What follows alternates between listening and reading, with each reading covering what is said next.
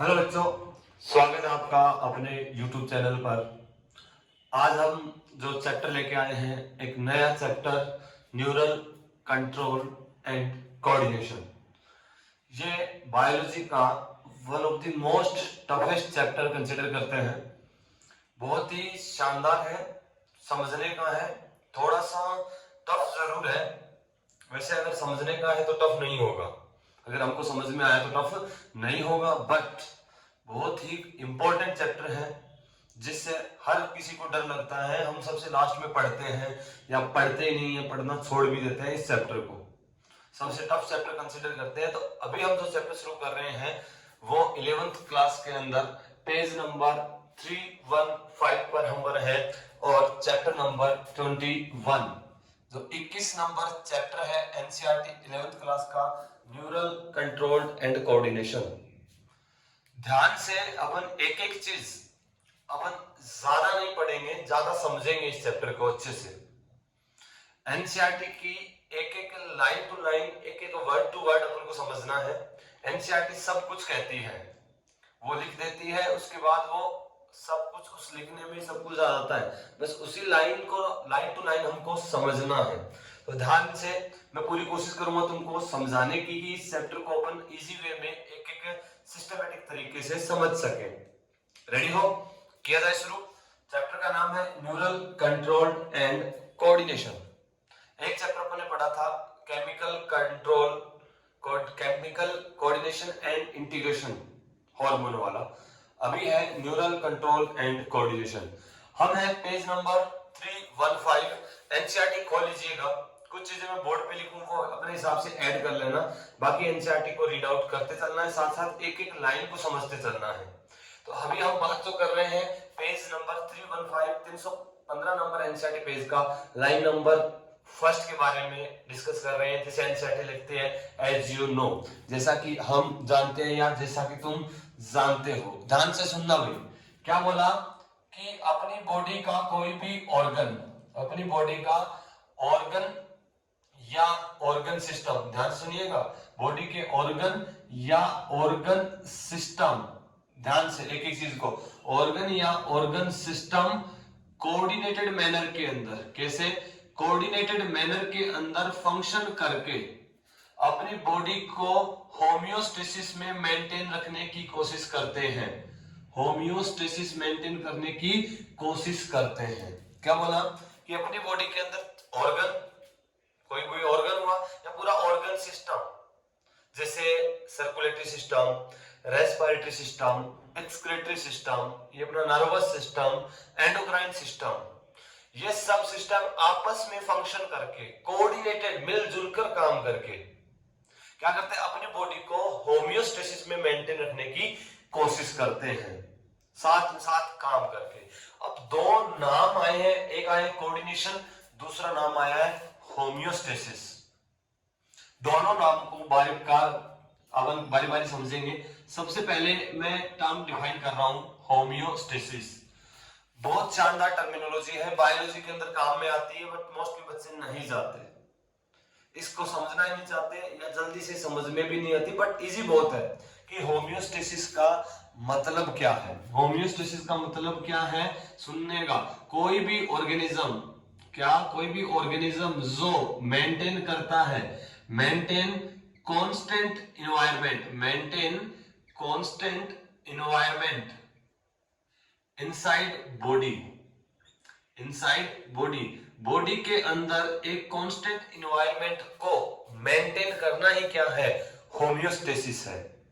ये अपनी बॉडी है, बॉडी के इंटरनल अंदर का जो एनवायरनमेंट है उसको कांस्टेंट रखना ही क्या है, होमियोस्टेसिस है।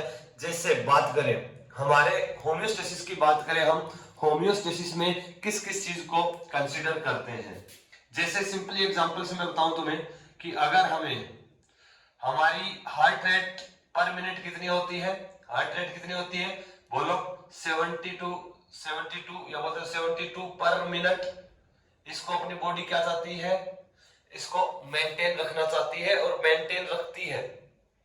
बॉडी टेम्परेचर कितना, बॉडी टेम्परेचर कितना कंसीडर करते हैं, 37 डिग्री सेल्सियस। इस 37 डिग्री सेल्सियस को बॉडी रेगुलेट करती है, मेंटेन रखती है। ये क्या है? होम्योस्टेसिस। और सुनिएगा, जैसे हम पढ़ते हैं रेस्पिरेटरी सिस्टम के अंदर रेस्पिरेटरी रेट कितनी होती है? 12 to 16 पर मिनट। ब्रीदिंग रेट बोले तो ब्रीदिंग रेट 12 to 16 पर मिनट, इसको मेंटेन रखना क्या है? होम्योस्टेसिस। या बोले तो ब्लड प्रेशर को मेंटेन रखना, जैसे पढ़ते हो 120 mm of Hg upon 80 mm of Hg, जो कि systolic pressure upon diastolic pressure. और ये होता है कि नहीं होता? सिस्टोलिक प्रेशर और डायस्टोलिक प्रेशर है। एक प्रकार से ये है कि अपनी जो बॉडी नॉर्मल फंक्शन कर रही है, उस बॉडी के नॉर्मल फंक्शन को मेंटेन रखना ही, कांस्टेंट रखना ही क्या होता है? कांस्टेंट रखना ही क्या होता है? होम्योस्टेसिस। तो हम हमारी बॉडी हमेशा चाहती है, कोशिश करती है कि हमारी बॉडी का टेम्परेचर 37 डिग्री सेल्सियस बना रहे। कैसे? गर्मी है, क्या आएगा? बाहर टेम्परेचर ज्यादा है तो पसीना आएगा, कूलिंग इफेक्ट मिलेगा, बॉडी चाहेगी 37 डिग्री सेल्सियस मेंटेन हो। क्या है ये? होम्योस्टेसिस। सर्दी हुई क्या होगी? शिवरिंग होगी, हीट जनरेट होगी, बॉडी का टेम्परेचर मेंटेन करेगी, बोले तो होम्योस्टेसिस। क्लियर है ना? होम्योस्टेसिस टर्म का मतलब कि अपनी बॉडी क्या चाहती है कि बॉडी का अंदर का एनवायरनमेंट क्या रहे? कांस्टेंट रहे। उस कांस्टेंट एनवायरनमेंट को मेंटेन रखना ही क्या है? होम्योस्टेसिस।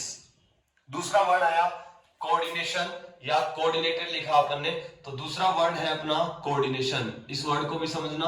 कोऑर्डिनेशन का मतलब क्या होता है? मिलजुल कर। क्या? मिलजुल कर, कि एक दूसरे के साथ मिलजुल कर कोऑर्डिनेट होकर काम करना कोऑर्डिनेशन है। इसी को हमारी एनसीईआरटी ने एक एग्जाम्पल से समझाया है। कोऑर्डिनेशन को अपनी एनसीईआरटी एक एग्जांपल से एक्सप्लेन करती है। सुनिएगा वो एग्जांपल क्या है, ध्यान से। बोलती है कि during physical exercise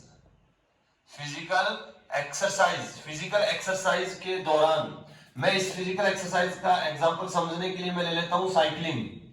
NCERT physical exercise use करती है वर्ड, अब 315 नंबर पेज के ऊपर है। ध्यान से कि जब हम साइकिलिंग करेंगे तो क्या जरूरी है? बोलिए वहां पर क्या काम आएगी? क्या हमारी मसल काम में आएगी कि नहीं आएगी? ध्यान सुनिएगा, जब हम साइकिलिंग करते हैं, ध्यान से, कैसे कोऑर्डिनेशन हो रहा है? क्या मसल काम में आ रही है? मसल टिश्यू यूज हो रहा है, मसल वर्क कर रही है। अगर मसल वर्क करेगी, फंक्शन करेगी, तो बोलो मसल्स की एनर्जी डिमांड क्या होगी बेटा? एनर्जी डिमांड बढ़ेगी। और एनर्जी डिमांड बढ़ेगी तो ऑक्सीजन डिमांड भी क्या होगी? सेल की बढ़ेगी, क्योंकि जब ऑक्सीजन जाएगी तभी तो एनर्जी प्रोडक्शन होगा रेस्पिरेशन के थ्रू माइटोकॉन्ड्रिया के अंदर। तो ऑक्सीजन डिमांड बढ़ी, तो अभी दो ऑर्गन सिस्टम मिलकर कोऑर्डिनेट होकर इस चीज को रेगुलेट करने की कोशिश करेंगे। तो इस दौरान ऑक्सीजन डिमांड को पूरा करने के लिए, ध्यान सुनिएगा, दो सिस्टम आएंगे कोऑर्डिनेटेड मैनर के अंदर अभी। एक तो अपना रेस्पिरेटरी सिस्टम, क्या? Respiratory system. दूसरा सर्कुलेटरी सिस्टम। सर्कुलेटरी सिस्टम के अंदर अपना ब्लड आ गया, हार्ट आ गया। ये दोनों मिलजुल कर इस डिमांड को पूरा करने की कोशिश करेंगे। रेस्पिरेटरी सिस्टम इनहेलेशन करेगा, O2 को अंदर लेगा। अरे लेगा कि नहीं लेगा? तो रेस्पिरेटरी सिस्टम से क्या होगा? इनहेलेशन। अगर इनहेलेशन ऑक्सीजन का लेवल बढ़ाना है तो ये क्या करेगा? बोलो क्या करेगा? ब्रीदिंग रेट को इंक्रीज कर देगा कि नहीं कर देगा? During exercise breathing rate increase हुई, इनहेलेशन हुआ, बोले तो ऑक्सीजन ज्यादा गई। कहां पे गई? लंग्स में, एल्वियोलाई में। रेस्पिरेटरी सिस्टम बोलेगा मैं सिर्फ एल्वियोलाई तक एयर पहुंचा सकता हूं भाई, बॉडी की हर सेल तक नहीं पहुंचा पाऊंगा। तो बोला तुम क्या करो? एल्वियोलाई तक एयर लेके आओ। आगे आने के लिए हम सर्कुलेटरी सिस्टम बैठा है, बोले तो एल्वियोलाई से ब्लड के अंदर क्या होगा? गैस का डिफ्यूजन होगा कि नहीं होगा? ब्लड के अंदर डिफ्यूजन हुआ और ब्लड बॉडी के हर एक सेल तक लेके जाएगा। बट ऑक्सीजन डिमांड बढ़ चुकी है, क्या किया जाएगा? सर्कुलेटरी सिस्टम में अपने हार्ट रेट को क्या कर दिया जाएगा? इंक्रीज कर दिया जाएगा। ब्रीदिंग रेट इंक्रीज होगी, हार्ट रेट इंक्रीज होगी ड्यूरिंग एक्सरसाइज। क्या करने के लिए? ऑक्सीजन डिमांड को कंप्लीट करने के लिए। जिससे एनर्जी डिमांड हो, मसल काम करे, कोऑर्डिनेटेड मैनर के अंदर फंक्शन करे, और वो जो हम एक्सरसाइज कर रहे हैं वो एक्सरसाइज परफॉर्म हो। तो बोले तो इन दोनों सिस्टम आपस में क्या किया, मिलजुल कर काम किया कि नहीं किया, this is coordination. And homeostasis, कुछ टाइम बाद हम देखते हैं कि अपनी बॉडी जो ब्रीदिंग रेट और हार्ट रेट बढ़ा चुकी थी, अब जैसे ही अपन रेस्टिंग फेज में आते हैं तो अपनी बॉडी अपनी नॉर्मल स्टेज में आ जाती है, दैट इज होम्योस्टेसिस। बोले तो heart rate 72 beat per minute and breathing rate 12 to 16 पर मिनट, उसी नॉर्मल स्टेज में आ जाएगी, वो क्या है, होम्योस्टेसिस। क्या क्लियर हुआ कि हमारी बॉडी के अंदर ऑर्गन और ऑर्गन सिस्टम एक दूसरे के साथ कोऑर्डिनेटेड मैनर में फंक्शन करके होम्योस्टेसिस को मेंटेन रखने की कोशिश करते हैं, मेंटेन रखते हैं। क्लियर है? अभी तक अपन ने सिर्फ 2 लाइनें पढ़ी है, फर्स्ट पेज नंबर 315 पे, ये दोनों लाइन क्लियर है? चलिए भी फटाफट जो ऐड करना चाहो वो अलग से ऐड कर सकते हो। आगे बढ़े, बिल्कुल आराम आराम से, बिल्कुल धीरे धीरे अपन इस चैप्टर को समझना है, एक एक वर्ड टू वर्ड, कॉम्प्लिकेटेड है बट हार्ड नहीं है, समझने का है, समझेंगे तो सब चीजें आएगी हमको। फटाफट करिए बेटा, आगे बढ़े। ये अपन ने page number NCERT page number, साथ में एनसीईआरटी खोल के चलना बेटा। हम एनसीईआरटी पेज नंबर 315 के ऊपर जो इंट्रोडक्शन वाला चैप्टर है, इंट्रोडक्शन वाला जो पेज है, फर्स्ट पेज, उसके अंदर फर्स्ट पैराग्राफ को अपन पढ़ा है भी, फर्स्ट पैराग्राफ के बारे में डिस्कस किया है, और फर्स्ट पैराग्राफ की लास्ट लाइन पढ़ना बेटा, लास्ट लाइन पढ़ना, वहां पे न्यूरल सिस्टम और एंडोक्राइन सिस्टम की बात करेगा। तो अब हम भी उसी पैराग्राफ के लास्ट लाइन जो है उसी को डिस्कस करने जा रहे हैं बेटा, ध्यान से सुनिएगा कि ये होम्योस्टेसिस और कोऑर्डिनेशन की बात हुई। अब एनसीईआरटी क्या बोलती है, ध्यान से सुनना, कि अपनी बॉडी के अंदर, हमारी बॉडी के अंदर बोले तो 2 सिस्टम है, एक है नर्वस सिस्टम, दूसरा है एंडोक्राइन सिस्टम। ध्यान से, दूसरा है एंडोक्राइन सिस्टम। ये दोनों जॉइंटली एक दूसरे के साथ मिलजुल कर क्या करते हैं, अपनी बॉडी के अंदर होने वाले फंक्शंस को कंट्रोल करते हैं। बोले तो कंट्रोल कर रहे हैं पूरी बॉडी के फंक्शंस को। एक सिंपल से एग्जांपल से अगर मैं बताऊं, अपना घर है, घर के अंदर भाई, छोटे भाई है, बड़े भाई, छोटी बहन और मम्मी पापा जो है कि नहीं है, तो अभी उसी को रिलेट करके चल रहे हैं अपन कि अगर जो नर्वस सिस्टम है, नर्वस सिस्टम थोड़ा खूंखार है कि नहीं है, अरे थोड़ा खतरनाक लगता है कि नहीं है, और खतरनाक लगेगा तो ये क्या है, बापूजी, क्या है, घर के बापूजी है, क्या है बोले तो फादर है, क्या है, फादर है बेटा, ये लो, ये क्या है, फादर है। ये फंक्शन को कैसे कंट्रोल करेंगे देखते हैं, ये फादर है, और एंडोक्राइन सिस्टम अपनी बॉडी की क्या है, मदर है, और ये दोनों मिलजुल कर काम करेंगे, और घर के अंदर घर के सारे फंक्शन को कंट्रोल करते हैं कि नहीं करते, दोनों मिलजुल कर, फादर और मदर दोनों मिलजुल कर काम कर रहे हैं। ये फादर है, ये मदर है। कैसे काम करने का तरीका अलग होगा, जो बाप होगा वो डरा के करेगा, कोई अगर तो अपन ने छोटी मोटी हरकत कर दी तो लगा भी सकता है, माँ प्यार से करेगी, देखते हैं कैसे करेगी, बाप इंस्टेंट रेस्पॉन्स देगा कि कुछ हरकत कर दी, इधर लेके आओ, लगा दिया। तो नर्वस सिस्टम बाप है और एंडोक्राइन सिस्टम माँ है, देखते हैं कैसे काम कर रहे हैं। अपना जो नर्वस सिस्टम है बेटा, नर्वस सिस्टम है, नर्वस सिस्टम क्या करता है, नर्व इंपल्स के थ्रू, ध्यान से एक एक पॉइंट को शानदार तरीके से, नर्व इंपल्स के थ्रू टारगेट ऑर्गन तक मैसेज पहुंचाता है, कि जिस ऑर्गन के पास मैसेज जाना है वो किसके थ्रू जाएगा, नर्व इंपल्स के थ्रू। जैसे बोले तो इलेक्ट्रिक करंट के थ्रू, बोले तो नर्वस सिस्टम के अंदर क्या है, वायर लगा है, वही मान लो करंट जा रहा है टारगेट ऑर्गन पर, और वहीं पर अपना जो एंडोक्राइन सिस्टम है, एंडोक्राइन सिस्टम है, वो क्या ट्रांसफर करते हैं, हॉर्मोन्स को, क्या करते हैं, हॉर्मोन्स को क्या करते हैं, टारगेट ऑर्गन तक भेजते हैं, ऑर्गन तक, टारगेट ऑर्गन तक किसको भेजा जाएगा, हॉर्मोन्स को, टारगेट ऑर्गन तक हॉर्मोन को भेजते हैं। अब सुनिएगा दोनों के एक्शन करने का तरीका कैसे क्या होगा। जो नर्वस सिस्टम नर्व इंपल्स के थ्रू फंक्शन करता है, एंडोक्राइन सिस्टम हार्मोन के थ्रू करता है। आप सुनिएगा, नर्वस सिस्टम, जो नर्वस सिस्टम है वो क्या है, point to point point to point message भेजता है, पॉइंट टू पॉइंट मैसेज भेजता है। इसको समझने के लिए देखना, मान लो अपने पास अपने फैन है, पंखा है कि नहीं है, अगर उसको चलाना है तो अपने क्या करो, मान लो मेरे हाथ में स्विच है, जैसे मैंने दबाया तो फ्रैक्शन ऑफ सेकंड के अंदर चलने लग जाएगा कि नहीं चलेगा। तो जैसे बटन को ऑन किया तो क्या हुआ, इस वायर से इलेक्ट्रिकल इंपल्स गया किसके पास, फैन के पास, और उसकी वजह से फैन क्या चला कि नहीं चला। उसी प्रकार कि पॉइंट टू पॉइंट क्या लगे हैं, न्यूरॉन्स लगे हैं, नर्व फाइबर्स लगे हैं, जो इलेक्ट्रिकल इंपल्स के रूप में मैसेज को लेकर जा रहे हैं टारगेट ऑर्गन तक।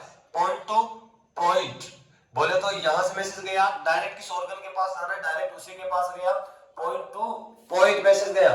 But in case of endocrine system यहां पर पॉइंट टू पॉइंट अटैचमेंट नहीं है, पॉइंट टू पॉइंट अटैचमेंट नहीं है, पॉइंट टू पॉइंट अटैचमेंट नहीं है।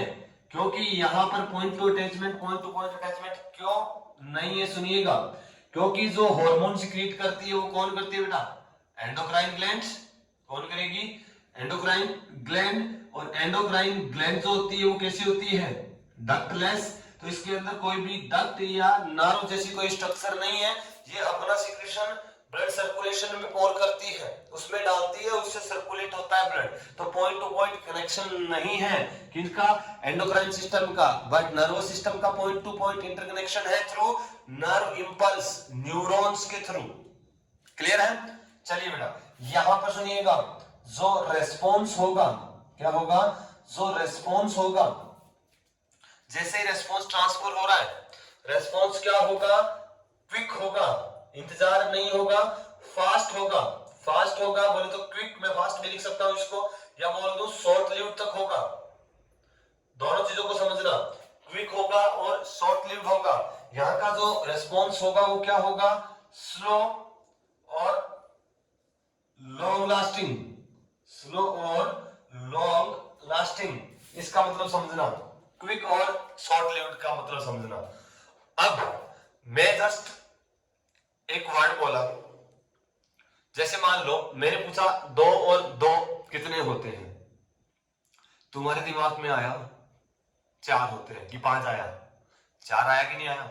तो कितना टाइम लगा इस चीज को एनालाइज करने में, ध्यान से देखना क्या हुआ।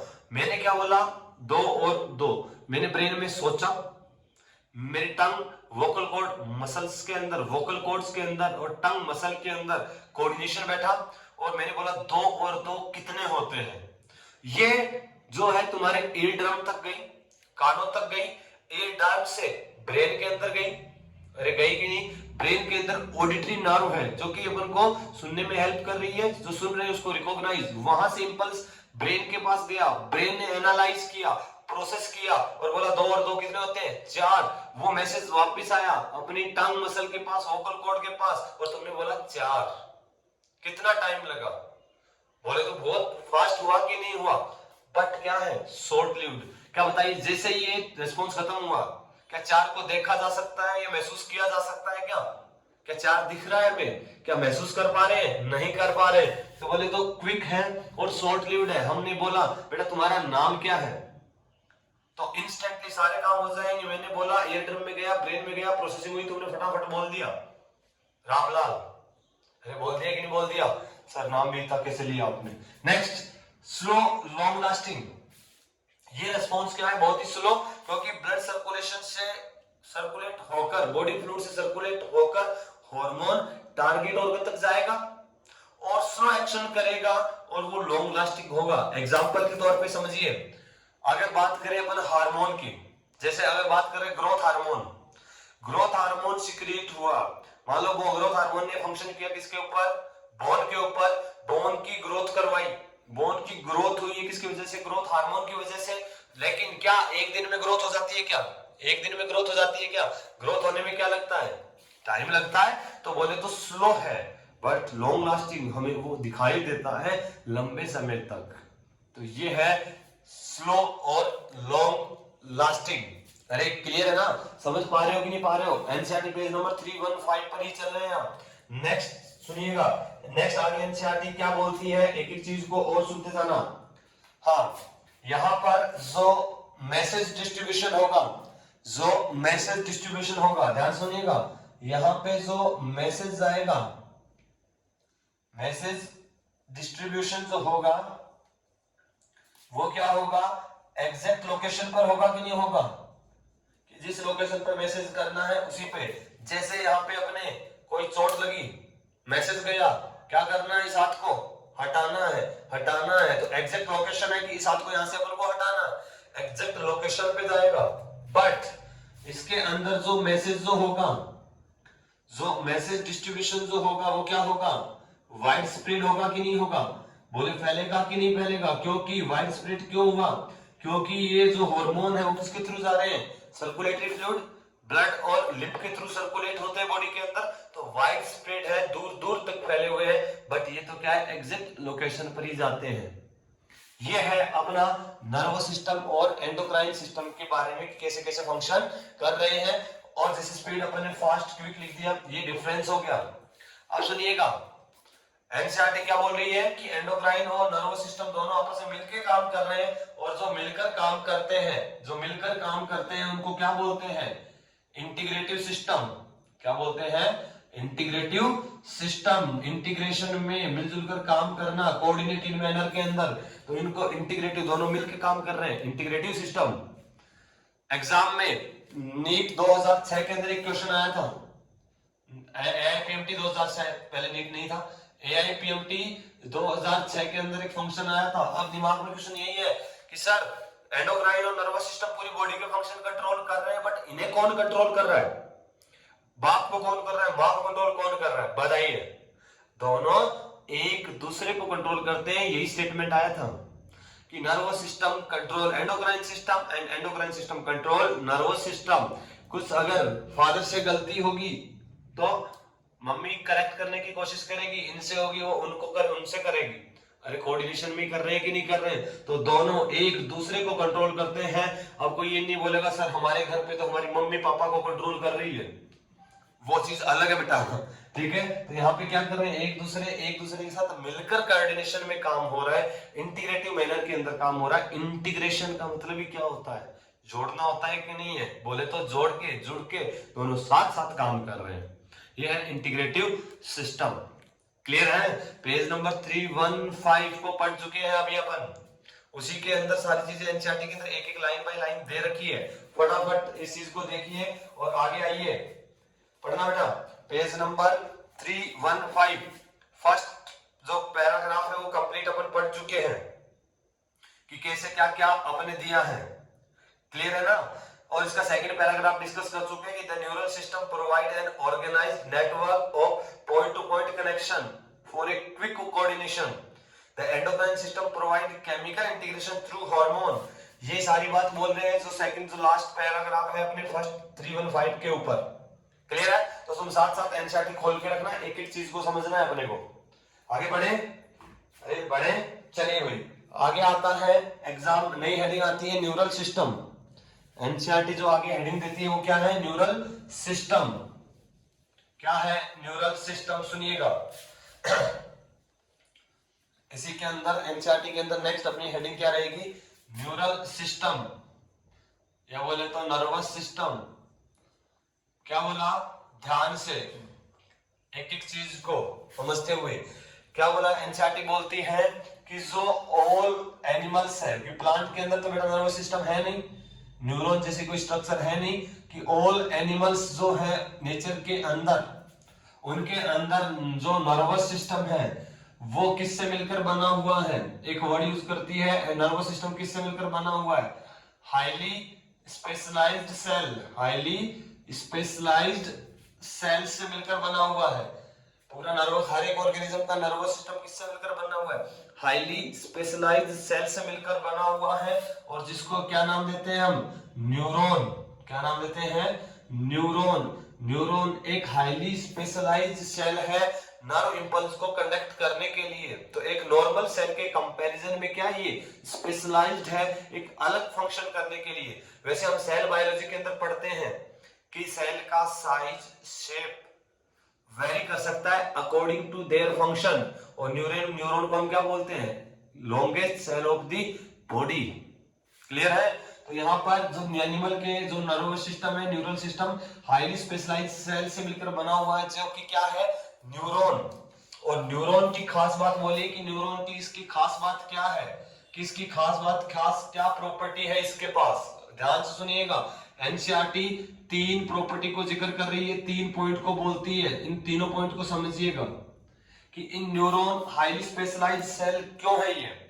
फर्स्ट है डिटेक्टिबिलिटी, क्या है, डिटेक्टिबिलिटी, यही यूज किया होगा एनसीईआरटी ने, डिटेक्टिबिलिटी, या एनसीईआरटी नॉर्मल डिटेक्ट लिख रही है, चलो अपन डिटेक्ट लिख देते हैं। क्या फर्स्ट क्या है, डिटेक्ट, सेकंड क्या लिखा है, रिसीव, थर्ड क्या लिखा है, ट्रांसमिट, कि हाईली स्पेशलाइज्ड क्यों है, एक एक वर्ड टू वर्ड समझना है कि हाईली स्पेशलाइज्ड है न्यूरॉन जो है वो डिटेक्ट, रिसीव और ट्रांसमिट। इसका मतलब समझिएगा, डिटेक्ट का मतलब है सेंसिटिविटी, सेंसिटिविटी बोले तो ये सेल के पास सेल सेंसिटिव है, किसी भी इंफॉर्मेशन को स्टिमुलाई, उस इंफॉर्मेशन का स्टिमुलेशन लेने के लिए, कोई इंफॉर्मेशन आई, जैसे अपन ने ऐसे किया, जैसे अपन को फील हुआ यहाँ पे कुछ लगा है, सेंसिटिव है, न्यूरॉन ने आइडेंटिफाई किया, डिटेक्ट कर लिया उस चीज को, किया कि नहीं किया, इसकी सेंसिटिव कुछ तो हुआ है, इसको बोलते हैं सेंसिटिविटी। और सेंसिटिविटी के बाद उसने इसको क्या किया, रिसीव किया कि नहीं किया। रिसीव कैसे किया, रिसीव का मतलब है यहाँ पर एक्साइटेबिलिटी, एक्साइटेबिलिटी। पहले यहाँ का न्यूरॉन क्या था, बिल्कुल रेस्टिंग फेज में था, हमने लगाया, सेंसिटिव न्यूरॉन ने उसको डिटेक्ट किया, इवन रिसीव भी कर लिया, रिसीव कर लिया, बोले तो एक्साइट हो गया, और एक्साइट होने के बाद इस मैसेज को कहां भेजा, अपने ब्रेन के बाद ट्रांसमिट कर दिया कि नहीं कर दिया, अरे ब्रेन के पास ट्रांसमिट कर दिया कि नहीं कर दिया। तो सेंसिटिविटी, एक्साइटेबिलिटी और ट्रांसमिट कर दिया, बोले तो कंडक्टिविटी, कंडक्टिविटी, तो उसको क्या कर दिया, कंडक्ट कर दिया। तो सुनो समझना, वापिस टच किया, उसने इसको फ्रैक्शन ऑफ सेकंड के अंदर क्या कर लिया बेटा, डिटेक्ट, पहचान लिया, सेंसिटिव कर लिया, फिर रिसीव कर लिया मैसेज को, बोले तो एक्टिवेट हो गया, रेस्टिंग फेज से वो एक्साइट हो गई और इंपल्स को ट्रांसमिट कर दिया, ब्रेन के पास ट्रांसफर भी कर दिया। तो ये इस वजह से क्या, ये हाईली स्पेशलाइज्ड सेल है, प्रॉपर्टी है डिटेक्ट करने की, रिसीव करने की और ट्रांसमिट करने की। किसको, डिटेक्ट, रिसीव और ट्रांसमिट किसको कर रही है, कोई भी स्टिमुलस, कोई भी स्टिमुलस, कोई भी स्टिमुलाई। ये स्टिमुलस क्या हो सकते हैं, जैसे टच, किसी को टच करते हैं तो फील होता है कि नहीं होता, अरे फील का मतलब महसूस बोल रहा हूं मैं, अलग फीलिंग नहीं लेनी, नालायको अलग फील ले रहे हैं सर, क्या बात है, टच करेंगे। टच, विजुअल, किसी को देखा, देखती आय हाय मजा आ गया, अरे मतलब कि अच्छा है दिखने में, तो विजुअल, टच, स्मेल, ये सब क्या है, स्टिमुलस है, जिनको क्या कर रहे हैं अपने न्यूरॉन, डिटेक्ट, पहचान लिया, रिसीव, एक्साइट हो गया, ब्रेन के पास मैसेज कर दिया, हाँ यार गजब है, अरे होता है कि नहीं होता, जा रहे हो, कोई अच्छी सी चीज दिखी, एक सुंदर दृश्य दिखा, देखो भाई क्या गजब की चीज है, विजुअल, ये क्या है, स्टिमुलस है, जिसको क्या करना है, डिटेक्ट, रिसीव और ट्रांसमिट करता है, इसलिए हाईली स्पेशलाइज्ड सेल है। क्या बोलिए, क्लियर है क्या। न्यूरल सिस्टम में पेज नंबर 316 पर आ चुके हैं, 316 नंबर पेज पर, फटाफट इसको ऐड कर दीजिए नोट्सों के अंदर, कर दिया। और इसके बाद एनसीईआरटी क्या पूछती है कि एनिमल्स की अगर बात करें तो 2 एनिमल का नाम दिया है, एक तो वर्ड यूज किया है जिनसे हाइड्रा, दूसरा यूज किया इंसेक्ट। तो अपन उसी की बात करेंगे जो अपनी एनसीईआरटी करती है कि हाइड्रा जो है, हाइड्रा के अंदर सिंपल न्यूरल सिस्टम मिलता है। बोले तो सिंपल न्यूरल सिस्टम का मतलब है एक प्रकार से क्या है, इसके अंदर कोई ज्यादा डेवलप सिस्टम नहीं है। क्या है, ये हाइड्रा ले लो, ये हाइड्रा मान लो, क्या है, ये हाइड्रा है, ये हाइड्रा, इसके अंदर क्या होगा, न्यूरॉन्स का नेटवर्क है, न्यूरॉन का नेटवर्क है, कोई कॉम्प्लिकेटेड नर्वस सिस्टम नहीं है, डायरेक्ट न्यूरॉन्स है, नेटवर्क ऑफ न्यूरॉन्स प्रेजेंट है हाइड्रा के अंदर। एनसीईआरटी ने बोला कि हाँ चलो फाइबर है, नॉर्मल न्यूरॉन्स ही है, बट उसके बाद एनसीईआरटी बोलती है इंसेक्ट के अंदर और थोड़ा ऑर्गेनाइज्ड है एज कंपेयर टू हाइड्रा। बोले तो नर्वस यहाँ पे इंसेक्ट के अंदर क्या चीज आ चुकी है, ब्रेन भी डेवलप हो चुका है कि यहाँ पर ब्रेन भी है, ब्रेन से नर्व भी निकल रहे हैं आगे बॉडी के अंदर जा रहे हैं। तो ब्रेन के साथ साथ एनसीईआरटी कहती है नर्व है और गैंग्लिया वर्ड यूज कर रही है।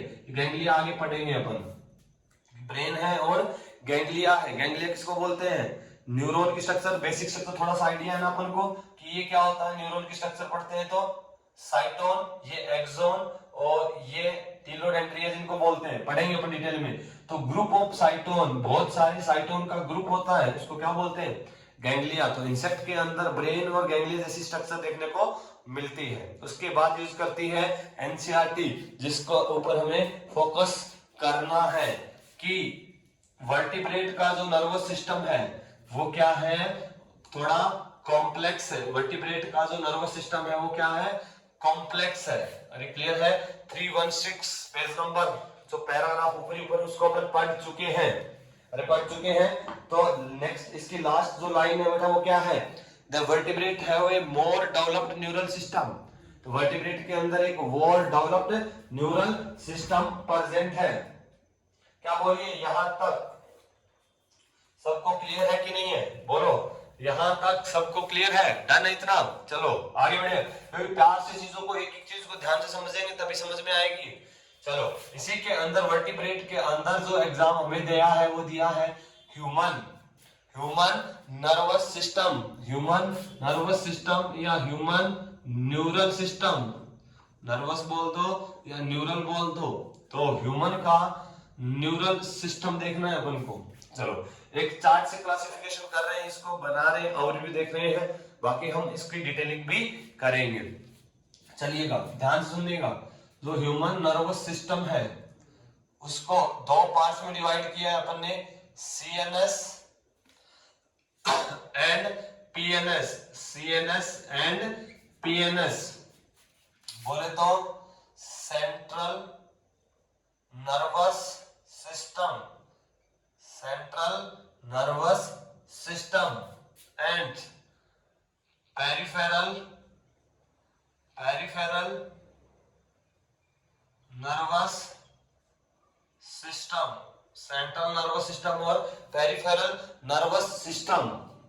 जो सेंट्रल नर्वस सिस्टम का मतलब है ये कहां पर प्रेजेंट है, अपनी सेंट्रल एक्सिस पर।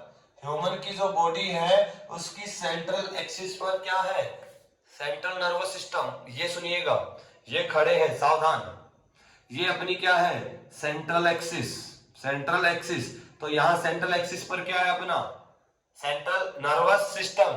तो मैं सेंट्रल नर्वस सिस्टम को अगर एक छोटे से रे डायग्राम से अगर ऐसे रिप्रेजेंट करना चाहूं तो ये क्या है अपना सीएनएस। और सेंट्रल नर्वस सिस्टम के अंदर दो चीजें कंसीडर करते हैं हम, कौन कौन सी, सेंट्रल नर्वस सिस्टम में दो चीजें आएगी अपने, कौन कौन सी, ब्रेन एंड स्पाइनल कॉर्ड।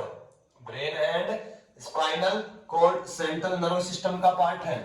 तो ये तो क्या है, ब्रेन, और ये क्या है, स्पाइनल कॉर्ड। ये क्या है, स्पाइनल कॉर्ड। अरे है कि नहीं है, ब्रेन और स्पाइनल कॉर्ड ये क्या है, सेंट्रल एक्सिस पर है कि नहीं है।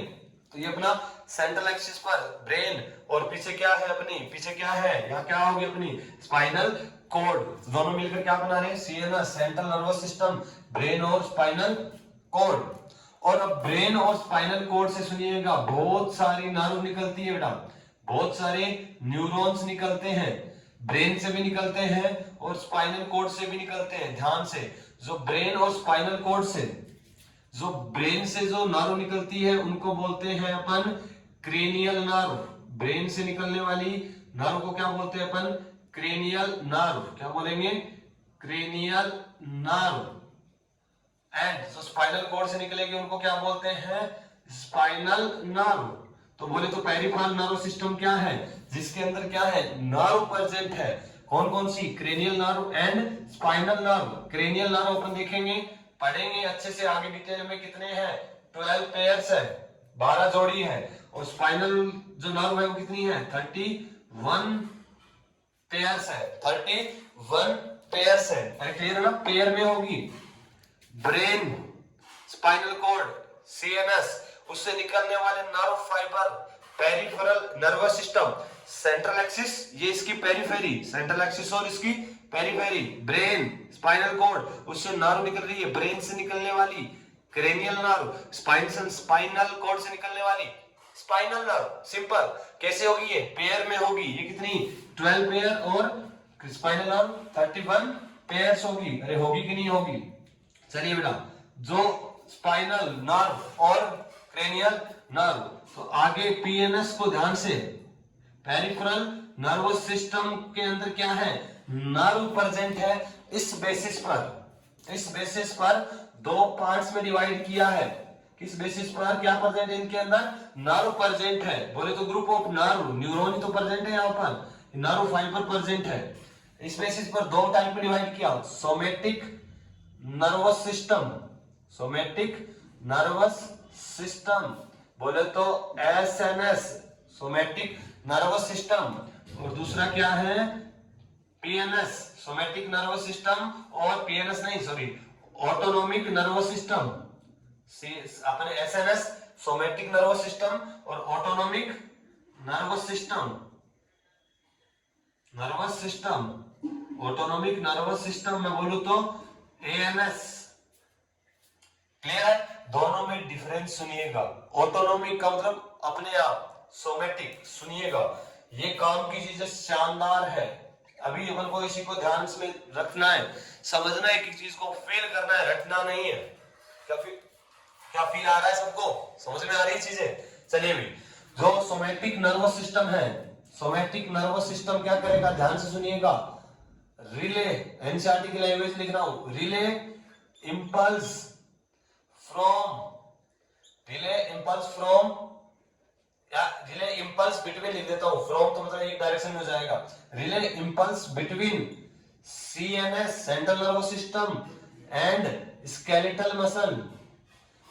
स्केलेटल मसल, ध्यान से सुनिएगा, ये किसके बीच में? जो सोमेटिक नर्वस सिस्टम क्या कर रहा है? अपने सीएनएस और स्केलेटल मसल के बीच में इंपल्स को रिले कर रहा है, ट्रांसमिट कर रहा है। अब स्केलेटल मसल, वो सिंपल अपना स्केलेटल सिस्टम, और इस स्केलेटल सिस्टम की जो बोन्स है उसके साथ जो जो मसल अटैच है वो सब क्या है? Skeletal muscle. ये हाथ की स्केलेटल मसल, चेस्ट की स्केलेटल मसल, जिसको हम अपने कंट्रोल में कर सकते हैं, जो अपने कंट्रोल में है, हम इसकी एक्टिविटी को ऐसे, हाथ है ऐसे कर सकते हैं, ऐसे कर सकते हैं, ऐसे कर सकते हैं, ऐसे कर सकते हैं। ये हमारे कंट्रोल में वो मसल क्या है? Skeletal muscle. और स्केलेटल मसल और अपने ब्रेन के बीच में जो कंट्रोल है, रिले इंपल्स कंट्रोल कर रहे हैं, इंपल्स जो जा रहे हैं, उनको क्या बोलते हैं अपन? Somatic nervous system. डन? समझ गए? क्या होगा कि अपने स्केलेटल सिस्टम में जो मसल्स है, स्केलेटल मसल्स अपने वॉल्यूटरी है, हम इनको कंट्रोल कर सकते हैं। इनके पास और ब्रेन के बीच, सीएनएस और इनके बीच में जो इंपल्स लेके जाएंगे नर्व्स, वो क्या बनाएगा? Somatic nervous system. अब बचा ऑटोनोमिक नर्वस सिस्टम। ध्यान से दिख रहा है ना अच्छे से? ये क्या करेंगे? रिले का मतलब है बीच में कनेक्शन बिठाना, नर्व इंपल्स ट्रांसमिट करना। रिले इंपल्स, ये क्या करेंगे? रिले इंपल्स बिटवीन ये सीएनएस एंड स्मूथ मसल, बोले तो वो जो इनवॉल्यूटरी मसल्स है, उनको और ब्रेन को कनेक्ट करने वाले नर्व्स किसके अंदर आएंगे? ऑटोनोमिक नर्वस सिस्टम में। मतलब अपने आप अपना नर्वस सिस्टम कंट्रोल करेगा, हमारे कंट्रोल में नहीं है। अच्छी बात है। जैसे डायफ्राम, जैसे अपना हार्ट, और कोई दिल जला आशिक दुखी होके, अगर ऑटोनोमिक नर्वस सिस्टम ब्रेन अपने कंट्रोल में नहीं रखता, रात को दुखी होके बोलते कि मेरे मैसेज का रिप्लाई नहीं किया, हार्ट धड़कना बंद हो जा, पता चला सुबह तक फाइल बंद। अरे समझ रहे हो ना? तो क्या होगा? ऑटोनोमस नर्वस सिस्टम, सीएनएस और स्मूथ मसल के बीच में कनेक्शन। तो नेचर ने चीज सोच समझ के दी है कि मूर्ख के हाथ में ऐसी चीज नहीं देनी जिससे कि नुकसान हो जाए। अरे समझ रहे हो ना? तो ये हो गया ऑटोनोमिक नर्वस सिस्टम। आगे अपन पढ़ेंगे कि ऑटोनोमिक नर्वस सिस्टम को भी अपन आगे अलग अलग पार्ट्स में डिवाइड करेंगे। ठीक है? उसको आगे अपन डिवाइड करके आगे पढ़ लेंगे। बट क्योंकि यहाँ पे भी बोर्ड के ऊपर जगह नहीं बची है, तो फटाफट इतना बनाइए। इसको किस पार्ट में उन दोनों के नाम भी बताऊंगा, फटाफट यहाँ बना लीजिए, स्क्रीनशॉट ले लीजिए, जिससे कि उतारने में आसानी होगी एक चीज को समझने में। जल्दी बना दीजिए फटाफट। क्या समझ पा रहे हो? चलिए, जो आगे इसके नाम लिख देता हूं, तुम लोगों ने बना दिया होगा। चलिए, जो ऑटोनोमिक नर्वस सिस्टम है, इसको फिर आगे दो पार्ट्स में डिवाइड कर लेना। ऑटोनोमिक नर्वस सिस्टम को दो पार्ट में कर लेना। पहला तो सिंपैथेटिक नर्वस सिस्टम, और दूसरा है parasympathetic nervous system,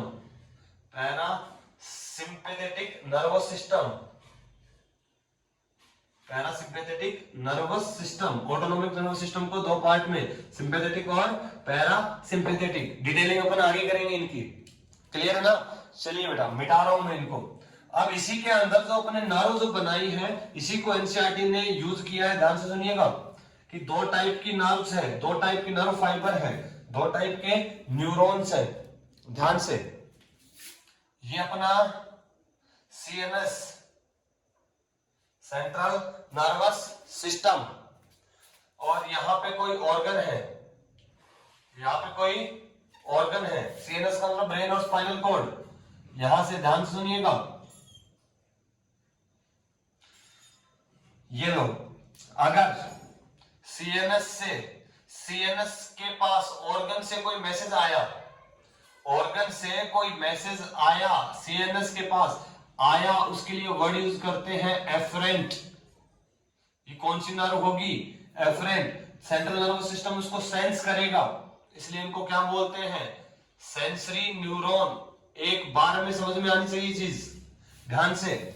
central nervous system को ध्यान में रखते हुए दो टाइप की नर्व बनाएंगे अपन। ऑर्गन से जो स्टिमुलेशन आया, ध्यान रखना, गया नहीं, ऐसा मतलब ना कि गया ऑर्गन से अपने सीएनएस के पास गया, ना, अपने नर्वस सिस्टम के पास, सेंट्रल नर्वस सिस्टम के पास आया, और आया उसके लिए वर्ड यूज करते हैं एफरेंट।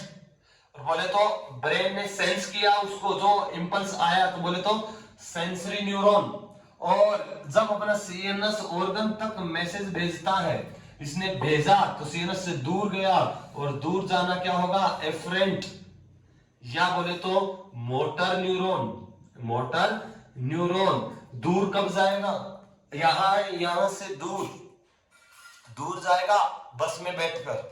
कैसे जाएगा? बस में बैठकर। तो याद रखना, ये क्या है? मोटर है। मोटर बस है कि नहीं है? ये लो भाई, ये बस में बैठकर गया, तो ध्यान रखना, सीएनएस को ध्यान में रखते हुए बताना है तुम्हें। सीएनएस के पास आया, कहां से आएगा? ऑर्गन से, तो सेंसरी या बोले तो एफरेंट। अब सीएनएस से ऑर्गन तक जा रहा है, तो बोले तो एफरेंट और मोटर न्यूरॉन। जैसे देखना, लगा मैसेज गया सीएनएस के पास, सीएनएस अपने पास गया, बट हम यहाँ को क्या बोलेंगे? सीएनएस के पास आया, सीएनएस ने सेंस किया कि यहाँ पे कुछ हुआ है। कौन सी न्यूरॉन लेके आई उनको? बोलिए, सेंसरी न्यूरॉन या ब्रेन के सीएनएस के पास आया, तो क्या हुआ? वो समझ में आया? क्या हो गया? एफरेंट। अब ब्रेन मैसेज करेगा साइड में डालना है, तो ब्रेन से तो मैसेज नर्व से जा रहा है यहाँ की अपने हाथ की मसल्स के पास। वो कौन लेके जा रही है? जा रहा है, मोटर पे बैठ के दूर जा रहा है, एफरेंट। कल क्लियर? डन। तो ये है दो टाइप की एफरेंट और इफरेंट न्यूरॉन्स के बारे में। क्लियर है ना सबको? तो अपने ह्यूमन न्यूरल सिस्टम को दो पार्ट में डिवाइड किया, CNS, PNS, central nervous system और पेरिफेरल नर्वस सिस्टम। अब सेंट्रल नर्वस सिस्टम है, उसके अंदर एक पॉइंट ऐड करना, जो अपना एनसीईआरटी बोलती है, एक पॉइंट ऐड करना बेटा ध्यान से, कि एनसीईआरटी ये लिख लेना। और सीएनएस के अंदर, सीएनएस के बारे में एनसीईआरटी क्या बोलती है? बहुत शानदार है, समझ में, अब तो समझ में आ चुके हैं तुम्हारे। क्या? ध्यान से देखना तुम। सॉरी,